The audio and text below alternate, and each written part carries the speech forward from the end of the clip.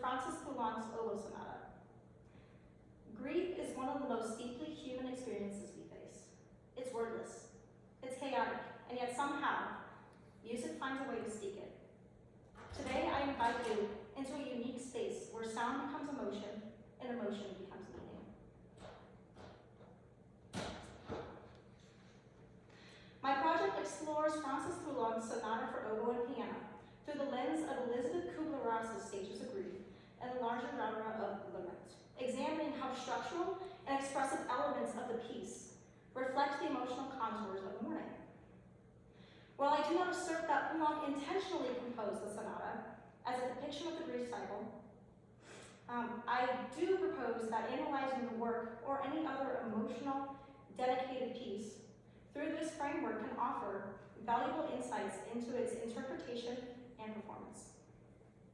For a performer, digging deeper to understand the history and potential emotional framework of a piece is just as important as knowing what's written on the page. By considering articulation, dynamics, phrasing, and special techniques in key passages, I will demonstrate how this sonata aligns with characteristics of musical laments and the various stages of grief. The study compares interpretations found in secondary literature alongside my own analysis, illustrating the diverse ways performers and listeners may experience the piece. Ultimately, my research aims to deepen musicians' and audiences' understanding of Poulenc's sonata, demonstrating the deeply personal and varied ways individuals experience and express grief. But more than an analysis, this is a reflection. A look into how music can help us process, express, and even survive grief.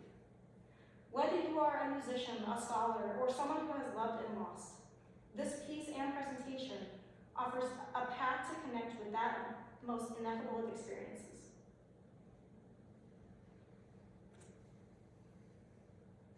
A few questions I had while researching that I want you to keep in mind. 1, how can Elizabeth Kubler-Ross's Stages of Grief be applied as an interpretive framework for Poulenc's Sonata for Oboe and Piano? 2, what musical elements, articulation, dynamics, phrasing, in the sonata movements reflect the characteristics of grief and the lament genre? In what ways might viewing the sonata through this lens of grief influence a performer's interpretive choices? And lastly, how can this interpretation enhance audience engagement and deepen listeners' emotional understanding of the piece?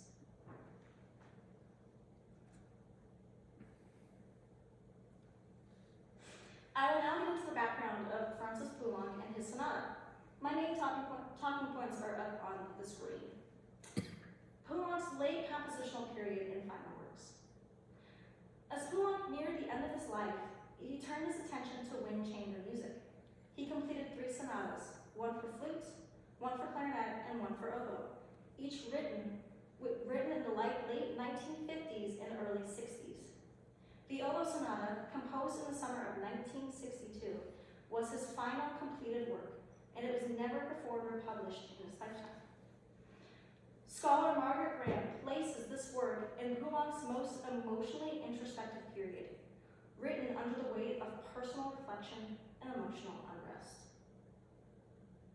The dedication to Sergei Prokofiev. The sonata bears a specific dedication, a la mémoire de Sergei Prokofiev. According to writer Ashley Sherman and other scholars, Poulenc and Prokofiev were close friends during the 1920s, but Prokofiev's return to the Soviet Union in the 1930s caused their relationship to fade. Nevertheless, the dedication, nearly a decade after Prokofiev's death, signals Poulenc's lingering respect, grief, and desire to memorialize his friend in sound.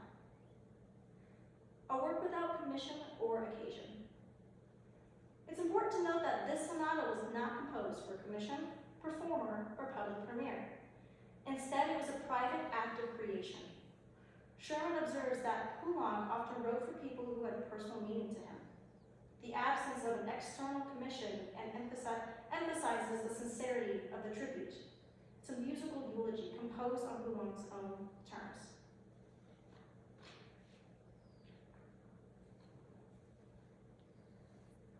Grief and the emotional expression in Poulenc's Poulenc struggled with depression for much of his life. His work, as Margaret Grant highlights, often reflects his internal emotional world. According to Grant, Poulenc once said, "I am very prone to sadness and tend to create what I see out of my own feelings." The sonata, suffused with grief and lyrical fragility, is a deeply personal artifact of that emotional struggle. Formal structure and symbolism. Structurally, the sonata is highly unconventional and symbolic. It opens with a slow movement, eulogy, moves into a lively middle movement, the scherzo, and ends with another slow movement, declaration. Sherman believes that this inverted form disrupts the typical fast, slow, fast pattern and seems to highlight the emotional instability and introspection. The scherzo, a form beloved by Prokofiev and normally associated with humor and lightness, is poignantly placed between two laments, suggesting an ironic meaning of memory, tension, and unresolved emotion. The final movement in the declaration tradition. The final movement, titled Declaration, directly references a 16th century French genre of musical mourning. It could be seen as a lament for Prokofiev. Sean Hallowell's dissertation outlines how these works typically involved multiple collaborators and were written to commemorate the death of composers. Poulenc composed his alone, quietly, perhaps foreshadowing his own end. The sonata ends on a fading E flat in the oboe, an ambiguous, unresolved sound that feels like a final breath.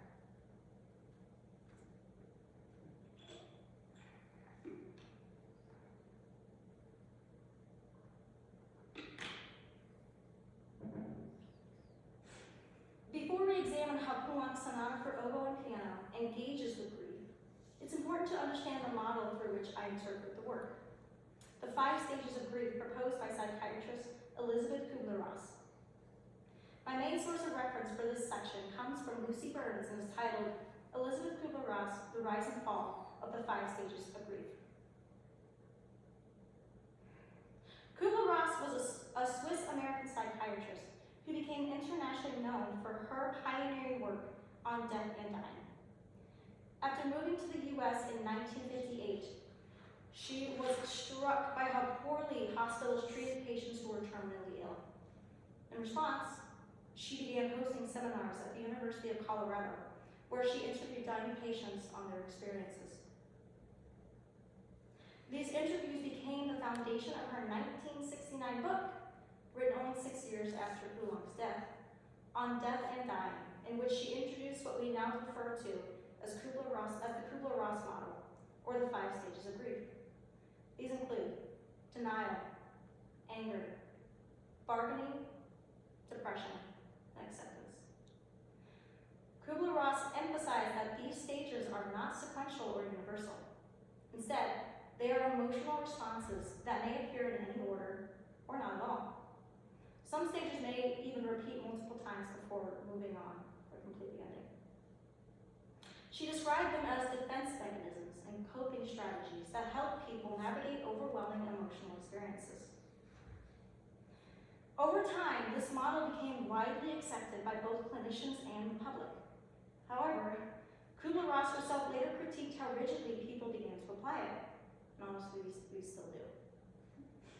In fact, when she was facing her own death, the public expectation was that she, of all people, would move straight to acceptance. Her son, Ken Ross, recalled, "They thought that the great doctor of death and dying should just be some angelic person who arrives at acceptance from the get-go. But we all have to deal with grief and loss in different ways." I want to clarify again that I'm not claiming Poulenc intentionally mapped the grief cycle onto his sonata. Rather, I use this as a model of my interpretation as a performative lens to explore the emotional narrative embedded in the music. Like grief itself, the sonata is nonlinear. The music alternates between mourning, chaos, restraint, and release. Qualities that resonate strongly with Kubler-Ross's descriptions of emotional coping.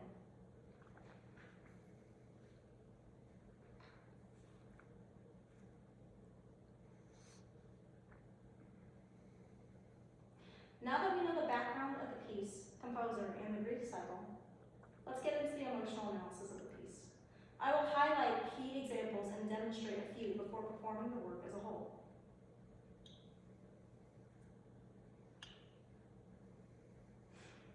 I will begin with the first movement, eulogy.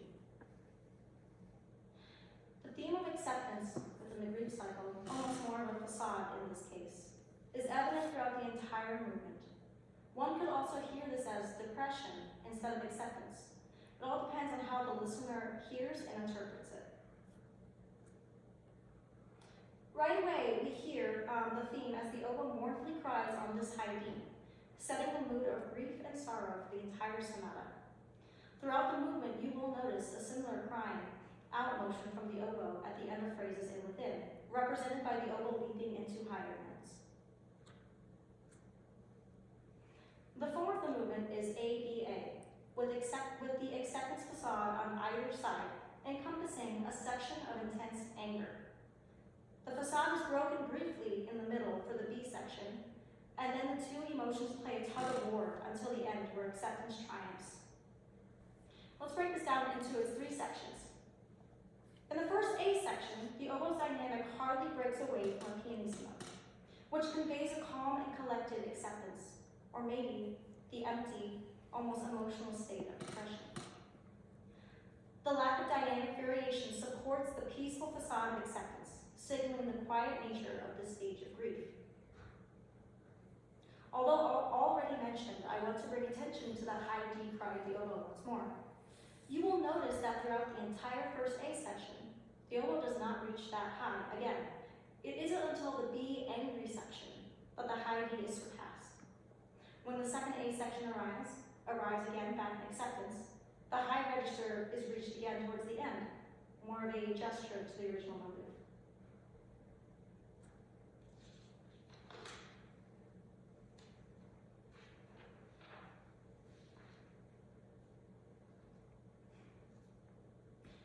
When we transition to the B section, which is angry, this is where we finally see a sense of dynamic shift. The dynamic changes to a double forte, starting at rehearsal 6.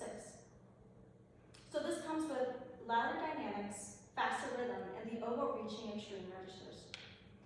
I can almost picture these notes as a bass being thrown against the wall, or like when you're really angry and you decide to swipe everything off the table. So think about that when you hear this being portrayed. All of these elements could represent the anger stage of the grief cycle.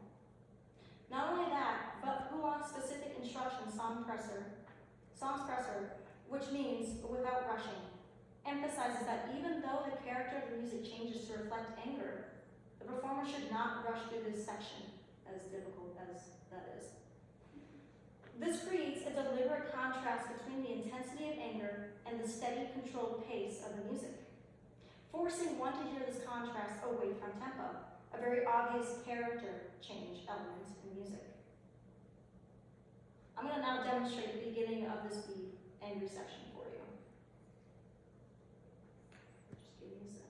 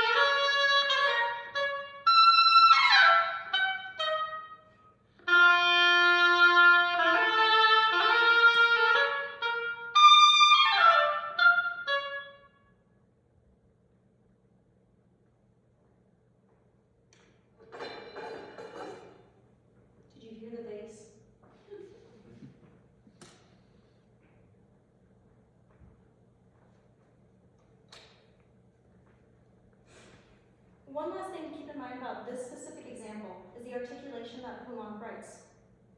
Although still slurred, as are the acceptance A sections mostly, there's an illusion of legato. the accents, and the staccato markings are all strategically placed to add emphasis to this change of character. When I play my next example, you will hear the contrast in this articulation.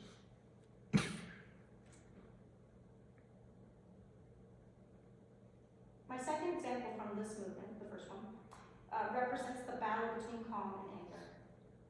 It comes from a passage within the Angry Bee section where the calm facade of acceptance tries to reemerge, but the true feeling of anger overpowers it. This excerpt demonstrates how the calm and angry motives interact within the oboist part. Its extreme dynamic changes highlight the internal struggle and the clash between the emotional states. Again, please pay attention to the articulation in this example compared to the last.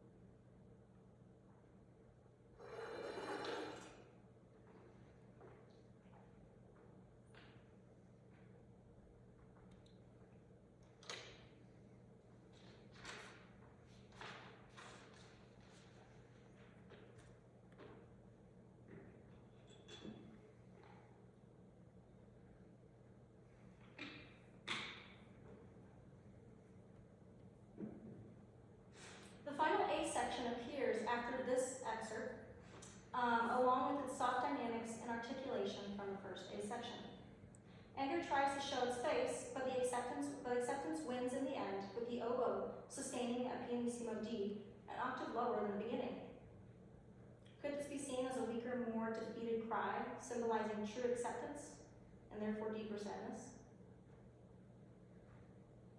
Of course, the piano part also plays a role in presenting these emotional shifts. In the acceptance parts of the movement, the piano often follows or mimics what the oboe does, almost in agreement, like a friend trying to help their grieving friend move on. Sometimes the oboe will have a lyrical, hopeful gesture that the piano fragments in encouragement. The anger portion is full of beefy chords in support of the oboe. You will hear an eighth note theme that is consistently present within both the acceptance and anger sections, like a friend trying to stay calm in order to support and comfort the other friend. This is unlike the oboe part, which has two very drastic melodies and themes in the alternating sections.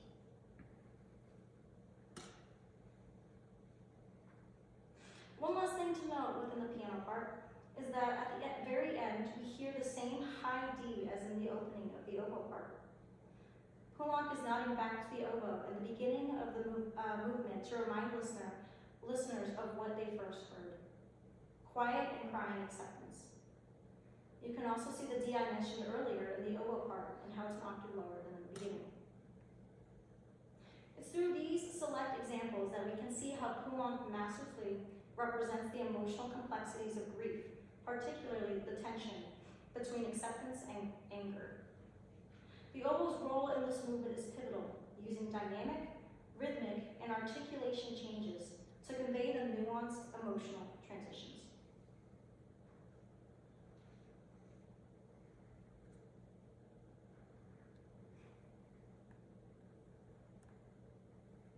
The second movement of this sonata, titled Scherzo, could represent a true anger stage of the Kubler-Ross recital. However, when my collaborative pianist and I played this for the first time together, he told me that he doesn't hear it as angry. It almost has like a weird bouncing positivity to it. So my thought is that one could maybe this movement as more of a hysterical denial stage, where someone is going mad denying the grief. I'm curious if you guys hear it one way or another, or maybe if you hear it as something completely different. You'll have to come up and tell me after. If we do continue with this idea of anger, it contrasts with the anger of the first movement by lacking the facade of acceptance. Those were spurts of anger, while this whole movement is fueled by it. Remember, there is no logic or timeline to the cycle. Everyone experiences grief differently. The first characteristic that should catch your attention is the rapid tempo. The use of intense technical passages with eighth note triplets creates a very frantic beginning, contrasting with how the last movement ended. The eighth note pulse of the piano aids in the hectic setting. My first example from this movement comes from the beginning, which I will demonstrate with my collaborative pianist.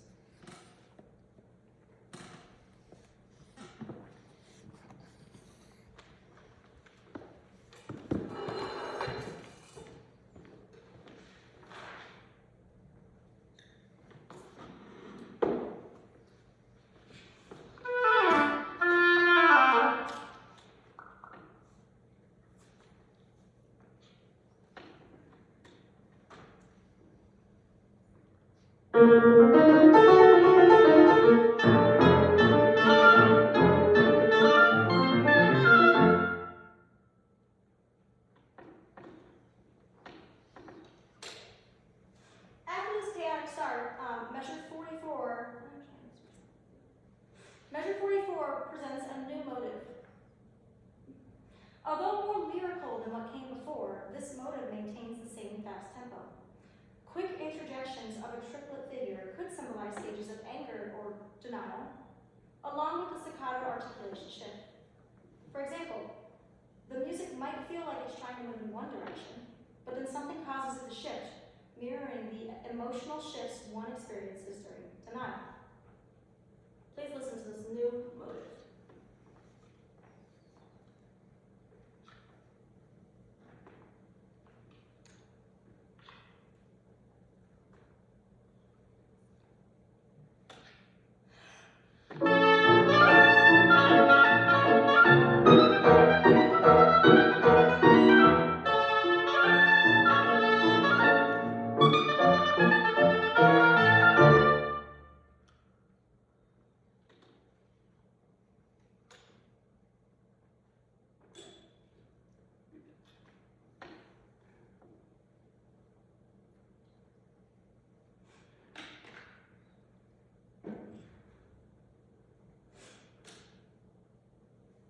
At the core of this movement and the sonata as a whole is a slower section that starts in measure 101 or rehearsal 8.